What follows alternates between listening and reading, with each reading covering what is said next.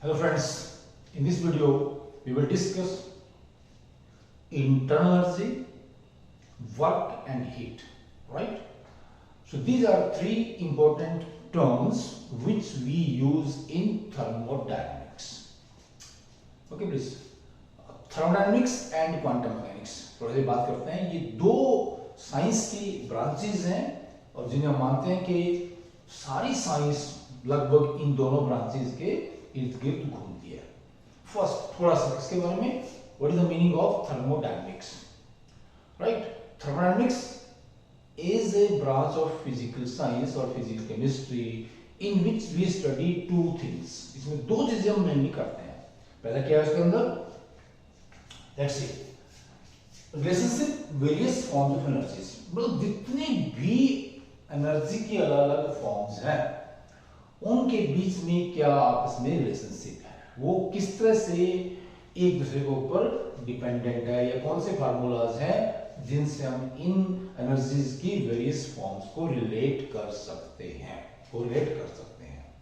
दूसरा, फिर इन एनर्जीज को हम एक दूसरे में कैसे कन्वर्ट कर सकते हैं, देयर इंटर कन्वर्जन्स।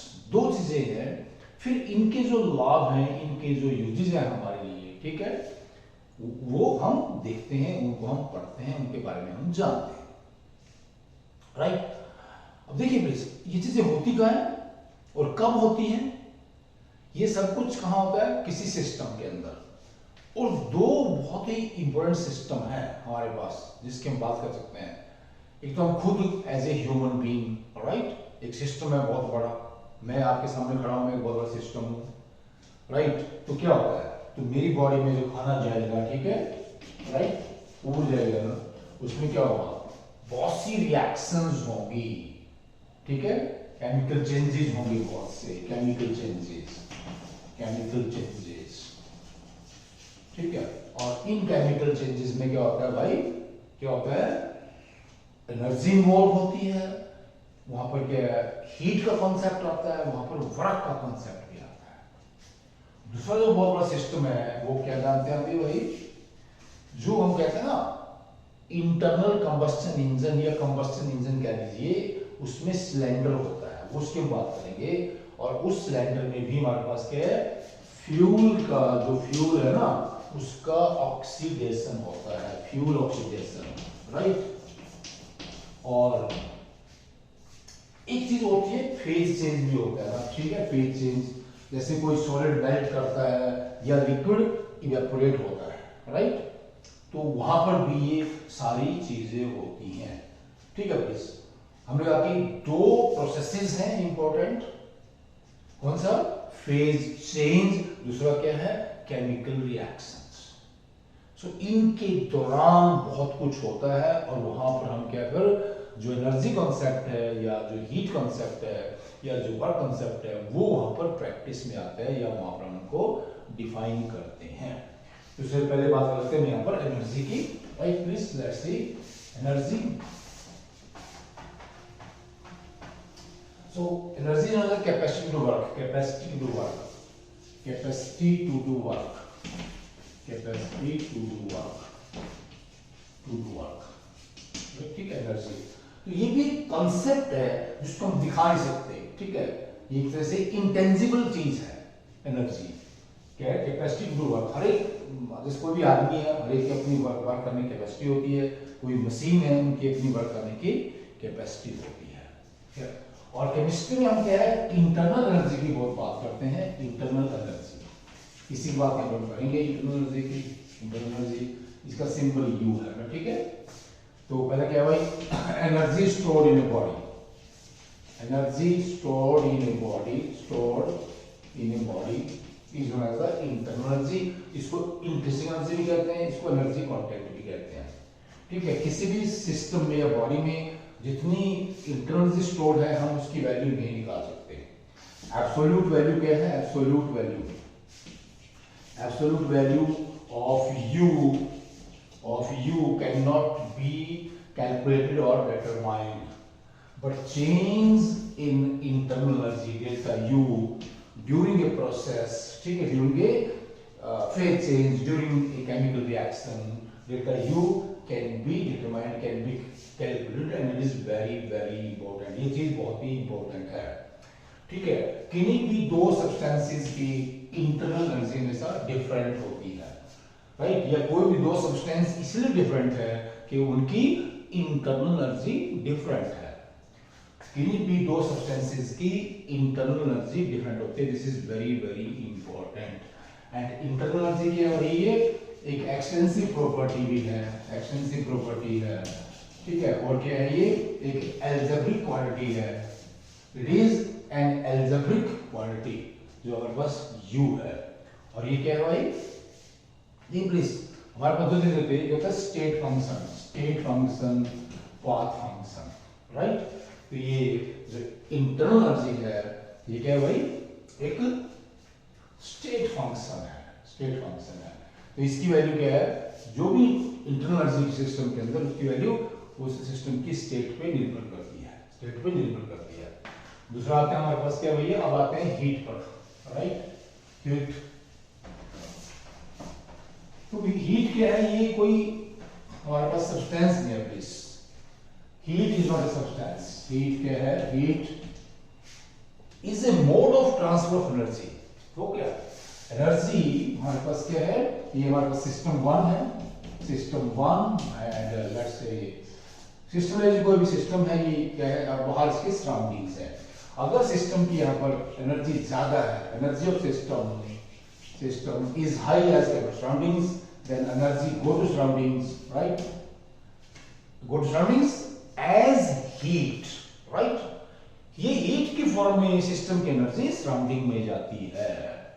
जैसे हम क्या है, ये गर्म पानी रखते हैं हमने प्लीज, बीकर में गर्म पानी रखा हुआ है, ठीक है, इसमें गर्म पानी है, हॉट वाटर है, ये बॉइलिंग वाटर है, राइट, बॉइलिंग वाटर है, और बाहर टेम्परेचर नॉर्मल टेम्परेचर है 25 डिग्री सी, सराउंडिंग में टेम्परेचर 25 है, और ये बॉइलिंग वाटर है 100 डिग्री सी के ऊपर है। तो इससे जो हमारे पास एनर्जी कंटेंट है किसका, बॉइलिंग वाटर का ज्यादा है, किससे, सराउंडिंग से।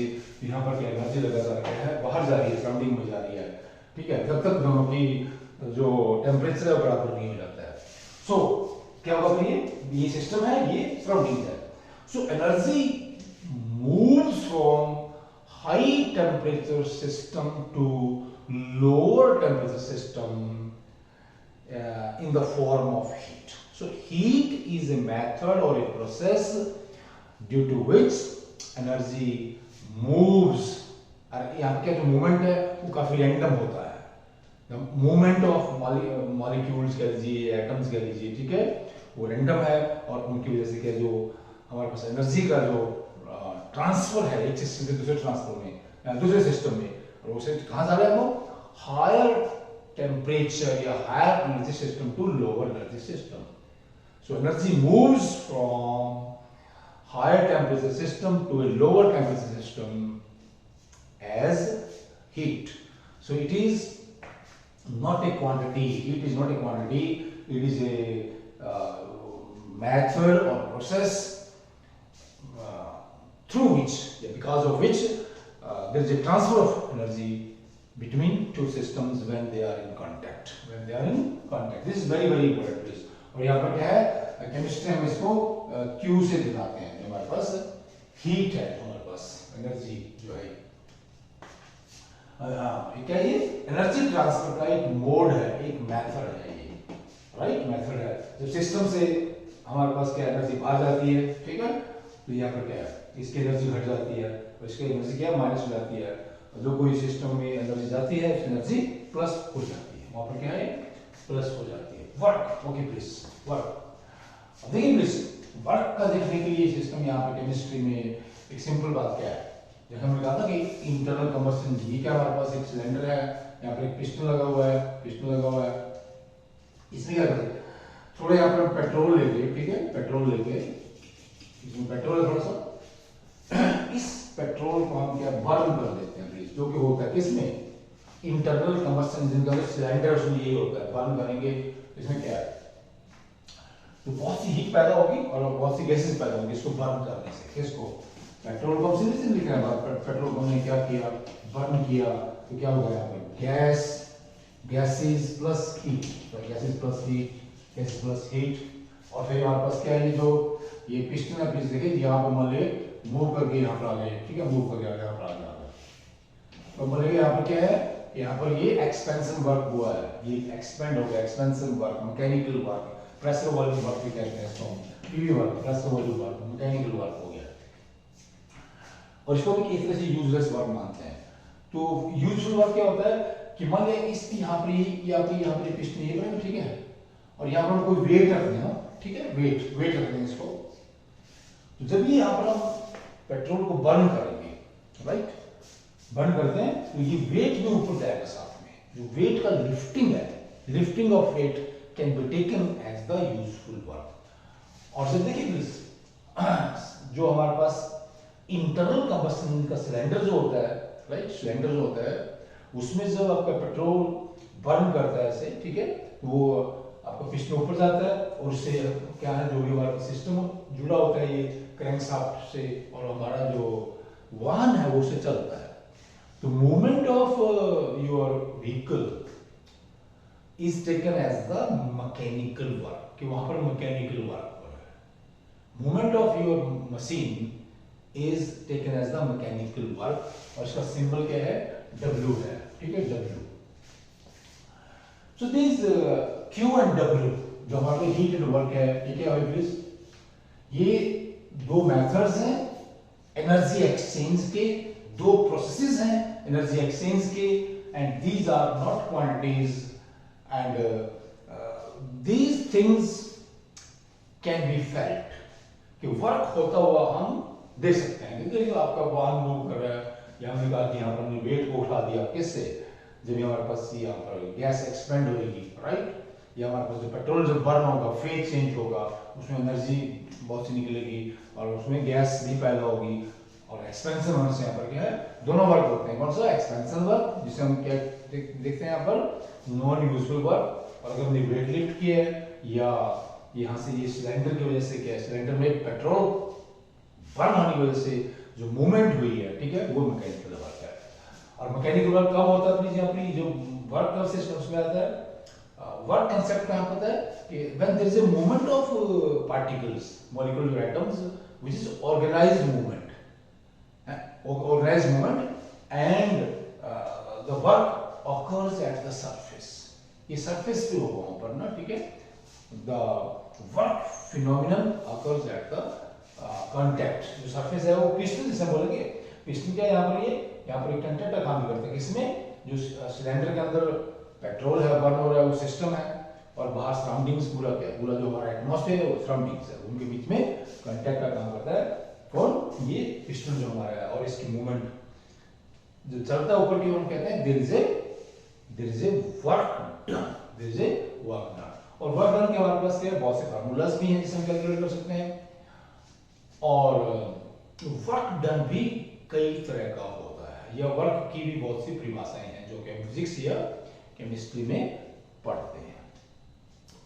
But these three things are highly important as far as the thermodynamics branch of chemistry is concerned। और वैसे भी डेली लाइफ में भी हमारे पास क्या है, हमारी जो लाइफ है इन्हीं के ऊपर बेस्ड है, हम जीवित रहते हैं इन्हीं क्रियाओं के होने से, और हम जो कुछ भी करते हैं इस दुनियादारी में वो भी क्या है, हमारी मशीनों की वजह से होता है। और मशीनों में क्या है, इंजन लगा होता है, इंजन में सिलेंडर होता है, और सिलेंडर में ही ये सब कुछ होता है, कि वहां पर इंटरनल एनर्जी भी है, किसकी, पेट्रोल की या फ्यूल की, फिर उसको हम बर्न करेंगे तो वो फेज चेंज भी होगा, केमिकल रिएक्शन भी होगी, ओके प्लीज, और क्या होगा, एनर्जी का एक्सचेंज भी होगा, और वर्क डन भी होगा, okay please, this is very very important. Thanks, नमस्कार।